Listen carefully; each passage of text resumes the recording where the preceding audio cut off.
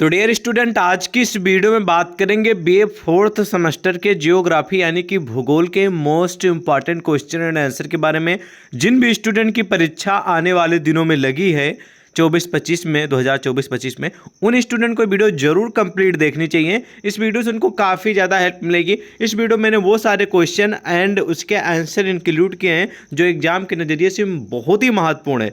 तो बिना देरी के वीडियो को हम शुरू करते हैं। और एक ही रिक्वेस्ट करूंगा कि भाई हम इतनी मेहनत से वीडियो बनाते हैं, इतना हार्ड वर्क करते हैं और इतने इंपॉर्टेंट क्वेश्चन बताते हैं, तो यार आप कम से कम क्वेश्चन को तो जानिए कौन कौन से आ रहे हैं और उत्तर तो जानिए कम से कम। इतना ही तो रिक्वेस्ट करते हैं, आप लोगों की तैयारी के लिए हम वीडियो बना रहे हैं यार। चलिए आते हैं मेन मुद्दे पे और आपको पूरी जानकारी दे रहे हैं। ध्यान से सुन लीजिए। बीए फोर्थ सेमेस्टर, सब्जेक्ट आपका है जियोग्राफी यानी कि भूगोल। उसी से संबंधित क्वेश्चन होंगे जिन भी यूनिवर्सिटियों में सब्जेक्टिव यानी कि क्वेश्चन मतलब कि रिटन एग्जाम होने वाला उन सभी के लिए, क्योंकि इसमें एमसीक्यू क्वेश्चन नहीं है।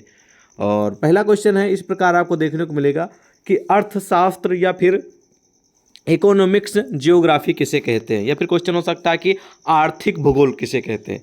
क्वेश्चन ये पक्का आएगा, आर्थिक भूगोल किसे कहते हैं। ये 100% गारंटी वाला क्वेश्चन है, ये पक्का फंसेगा। तो चलिए इसके बारे में जान लेते हैं, आर्थिक भूगोल के बारे में। तो ध्यान से सुनेंगे। आर्थिक भूगोल को इंग्लिश में इकोनॉमिक्स जियोग्राफी बोलते हैं। यही आपके प्रश्न पत्र का भी नाम है, पेपर का नाम, ठीक है। और आर्थिक भूगोल की परिभाषा लिखेंगे कि मानव भूगोल की एक प्रमुख शाखा है। क्या?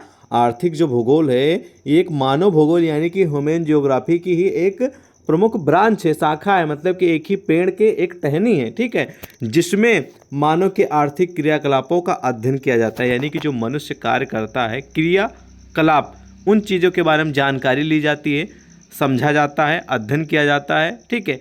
ये सब होता है आर्थिक भूगोल में। तो सिंपल सा उत्तर लिखेंगे कि आर्थिक भूगोल मानव भूगोल के ही एक प्रमुख शाखा है, जिसमें मानव के आर्थिक जो क्रियाकलाप होते हैं उन चीज़ों के बारे में, आर्थिक क्रियाकलापों के बारे में समझा जाता है, जाना जाता है, अध्ययन किया जाता है, ठीक है। ओके, तो इस प्रकार आप सिंपल सी परिभाषा लिख देंगे। बिल्कुल आसान भाषा में हमने आपको बताने का प्रयास किया और आसान भाषा में उत्तर भी ढूंढ के रखे हैं आप लोगों के लिए, ठीक है। तो इस प्रकार इसका उत्तर लिखेंगे। बाकी डिटेल में आएगा तो भैया आपको आगे बना के लिखना पड़ेगा। बेसिक मतलब कि आपको एक मेन पॉइंट पता होना चाहिए। बाकी आप तो बीए में तो स्मार्ट तो हैं ही, तो आगे बना के तो लिख लेंगे, ठीक है। चलिए अब बढ़ते हैं नेक्स्ट क्वेश्चन की ओर। अब ये नेक्स्ट क्वेश्चन है रिसोर्स से संबंधित है। ये क्वेश्चन कह रहा है कि आर्थिक भूगोल के स्रोत बताइए। क्वेश्चन क्या है? आर्थिक भूगोल के, ध्यान से सुन लीजिएगा, आर्थिक भूगोल के स्रोत आपको बताना है, ठीक है। एल बल्ला बना दिए, आर्थिक भूगोल के स्रोत। ऐसा क्वेश्चन आपकी परीक्षा में देखने को मिला है कई बार और इस बार भी संभावना है कि देखने को मिलेगा। आर्थिक भूगोल के स्रोत, तो वहाँ पर आपको उत्तर लिखना होगा कि संसाधन एक ऐसा स्रोत है जिसका उपयोग मनुष्य अपने इच्छाओं की पूर्ति के लिए करता है, ठीक है। संसाधन या फिर हमारे पास जो रिसोर्सेस हैं, ठीक है, जो हमारे पास स्रोत हैं, ठीक है, या फिर बोल सकते हैं संसाधन, ठीक है। तो या फिर क्वेश्चन हो सकता है कि हाँ आर्थिक भूगोल के संसाधन बताइए, या फिर क्वेश्चन हो सकता है स्रोत बताइए, ठीक है। तो स्रोत आएगा तो भी आपके लिए इंपॉर्टेंट क्वेश्चन है, संसाधन आएगा तब भी इंपॉर्टेंट क्वेश्चन है, लेकिन यहाँ पर संसाधन के बारे में उल्लेख किया गया है। तो आर्थिक जो भूगोल है, ठीक है, इसमें जो संसाधन होते हैं उससे जुड़ा क्वेश्चन है, ठीक है। तो संसाधन एक ऐसा स्रोत है, ध्यान से सुनेंगे, एक ऐसा रिसोर्स है संसाधन जिसका प्रयोग जो मनुष्य होते हैं, हम हैं, आप हैं, इच्छाओं की पूर्ति के लिए, यानी कि हमारी जो इच्छा है उन सभी की पूरी हो उसके लिए ये कार्य करता है, ठीक है। मनुष्य जो है अपनी इच्छाओं की पूर्ति के लिए कार्य करता है। मतलब कि जैसे कि आप इंसान हैं, हम भी इंसान, सब लोग इंसान हैं। तो जो इंसान है वो अपनी आवश्यकता है, हमारी आवश्यकता ये है कि भैया घर पे पर डे 1000 आने चाहिए, ठीक है। और 1000 आएंगे तो उसमें हमारे घर के जो खाना है, पीना है, सब्जी है, ये सब चीज़ें चलेंगी उससे। तो हमारे क्या चीज़ें, इस हमारी इच्छा ये भी है कि हम 4 व्हीलर ले लें, हमारी इच्छा ये भी है कि हम 2 व्हीलर ले लें, हम बाइक ले लें, या फिर कोई अन्य प्रोडक्ट खरीद लें, या फिर गोल्ड खरीद लें। इसी तरह हमारी जो मन की जो इच्छाएं होती हैं, मनुष्य की जो इच्छाएं होती हैं, ठीक है, इसके उपयोग के लिए संसाधन का यूज किया जाता है, ठीक है। यानी कि जिसका उपयोग मनुष्य अपने इच्छाओं की पूर्ति के लिए करता है, संसाधन का, ठीक है। कोई वस्तु प्रकृति में हो सकता है, कोई वस्तु प्रकृति में हो सकता है, हमेशा से मौजूद रही हो लेकिन वह संसाधन नहीं कहलाती जब तक मनुष्य का उसमें हस्तक्षेप ना हो। मतलब कि कोई वस्तु है वो प्राकृतिक में हो सकती है, ठीक है, यानी कि नेचुरल हो सकती है, ठीक है। हमेशा से मौजूद रही हो, मतलब कि कोई चीज़ प्राकृतिक है वो हमेशा से रही हो, मतलब एक स्थान पे मौजूद रही हो, लेकिन वह संसाधन नहीं कहलाती, उसको हम संसाधन नहीं कहेंगे, ठीक है। जब तक इंसान अपनी इच्छाओं की पूर्ति है, जब अपनी इच्छाओं की जागृत ना कर ले कि इस चीज़ को हमें चाहिए, इस चीज़ को हमें देखना है, इस चीज़ को हमें खरीदना है, इस चीज़ का हमें उपयोग करना है, ठीक है, तब तक वो एक तरीके से माइनस है। जब इंसान उसमें हस्तक्षेप करता है, यानी कि उसकी जानने की इच्छुक करता है या उसकी पूर्ति के लिए कोशिश करता है, तो वो हो जाता है संसाधन, ठीक है। तो इस प्रकार बेसिक परिचय लिखेंगे। आई होप समझ में आ गया होगा। एक बार के समझाने में नहीं आएगा, 1-2 बार 3 बार वीडियो देखेंगे तभी आएगा, इस बात को भी नोट कर लीजिएगा। ओके, नेक्स्ट क्वेश्चन है कि शुद्ध पदार्थ किसे कहते हैं। ऐसा भी क्वेश्चन हो सकता है कि शुद्ध पदार्थ के उदाहरण दीजिए, या फिर शुद्ध पदार्थ किसे कहते हैं, क्वेश्चन आ सकता है। तो वहाँ पर लिखेंगे उदाहरण के रूप में, उदाहरण के लिए दूध, जल, वसा, प्रोटीन आदि का मिश्रण है, ठीक है। जब एक वैज्ञानिक किसी पदार्थ को शुद्ध कहता है तो इसका तात्पर्य यानी कि इसका मतलब है कि उस पदार्थ में मौजूद सभी कण समान रासायनिक प्रकृति के हैं। एक शुद्ध पदार्थ एक ही प्रकार के कणों से मिलकर बना होता है, इस बात को भी ध्यान रखेंगे। ये होता है सिंपल सा परिचय शुद्ध पदार्थ का, ठीक है। शुद्ध पदार्थ का मतलब यही हुआ, कोई पदार्थ है जिसमें मौजूद सभी एलिमेंट्स, जो सभी कण हैं वो समान, मतलब एक ही समान, मतलब एक ही जैसे रासायनिक प्रकृति के हैं, ठीक है। तो वह एक शुद्ध पदार्थ का प्रकार है, ठीक है। या फिर कह सकते हैं एक शुद्ध पदार्थ एक ही प्रकार के कणों से मिलकर बना होता है, ये भी जान लीजिए। एक जो शुद्ध चीज़ होती है वो एक ही प्रकार के लगभग कणों से मिलकर बनी होती है, इस बात को ध्यान रखेंगे। उसमें दूध आ जाएगा, उदाहरण में जल भी आ जाएगा, वसा भी आ जाएगा, प्रोटीन भी आ जाएगा। तो इस प्रकार इसका परिचय लिखेंगे। ओके, अब नेक्स्ट क्वेश्चन देख लेते हैं। ये सारे क्वेश्चन आप सभी के एग्जाम के लिए तैयार किए गए हैं, ध्यान रखेंगे। अगला क्वेश्चन हो सकता है कि उद्योग के प्रकार बताइए। आपके उसमें जो पेपर होगा जियोग्राफी का, उसमें क्वेश्चन हो सकता है कि उद्योग के प्रकार बताइए, ठीक है। तो उसमें आप लिखेंगे उद्योग कई टाइप के होते हैं। कुटीर उद्योग, जिसको घर पे महिलाओं के माध्यम से, ठीक है, ये बिजनेस किया जाता है।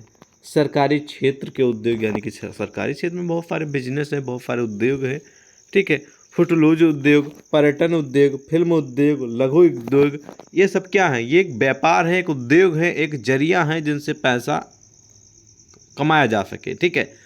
तो ये सब हैं उद्योग के प्रकार, इस बात को ध्यान रखेंगे, ये भी इंपॉर्टेंट क्वेश्चन है।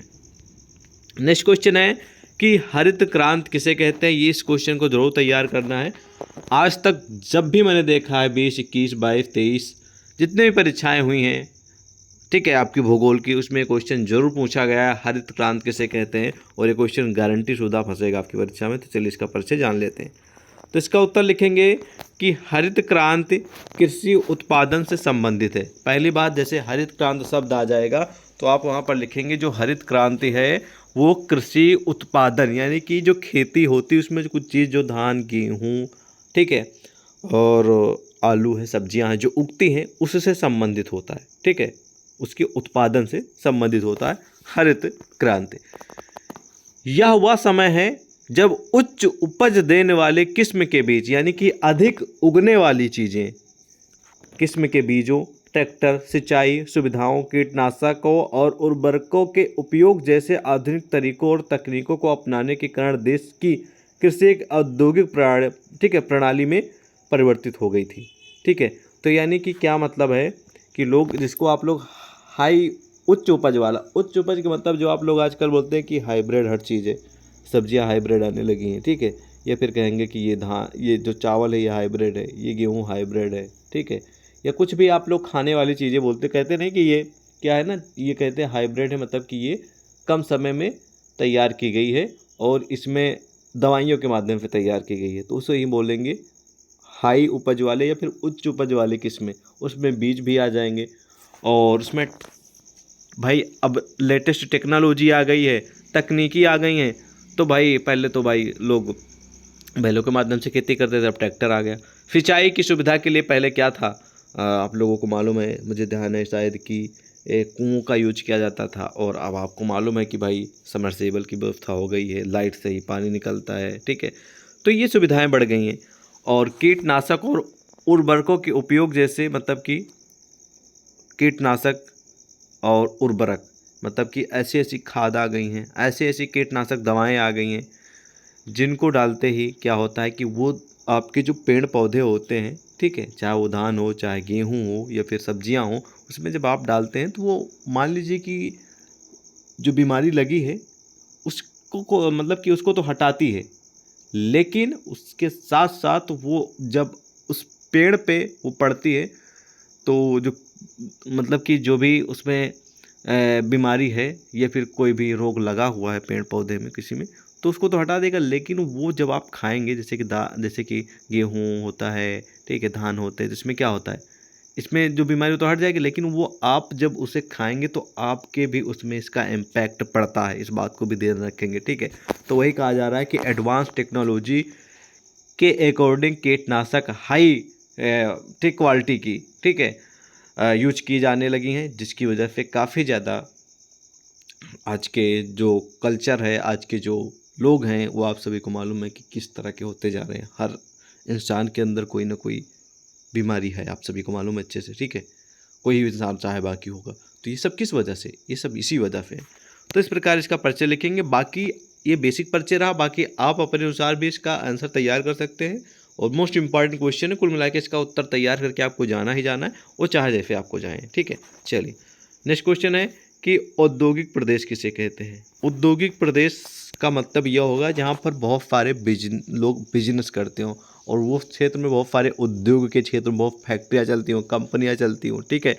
और उस शहर से, उस प्रदेश से कुछ ऐसी चीज़ें दूसरे प्रदेश में फिर दूसरे शहर में जा रही हों, ठीक है, वहाँ उस राज्य की पार्टिकुलर उस राज्य से उत्पाद होकर, ठीक है, तो उसको हम कहेंगे औद्योगिक प्रदेश। तो ध्यान रखेंगे, इसका मतलब समझते हैं। औद्योगिक प्रदेश से तात्पर्य ऐसे प्रदेश से है जहाँ कई प्रकार के उद्योग और कई औद्योगिक केंद्रों का विकास होता है और औद्योगिक भू दृश्य का निर्माण होता है। अर्थात औद्योगिक प्रदेश किसी विस्तृत क्षेत्र में, यानी जो औद्योगिक प्रदेश होते हैं वो कहो बहुत बड़े एरिया में, बहुत बड़े क्षेत्र में औद्योगिक वातावरण को बताता है, ठीक है, कि भैया यहाँ पर आप लोग ये बिजनेस सेटअप कर सकते हैं, ये बिजनेस यहाँ पर आप लोग शुरू कर सकते हैं, ठीक है।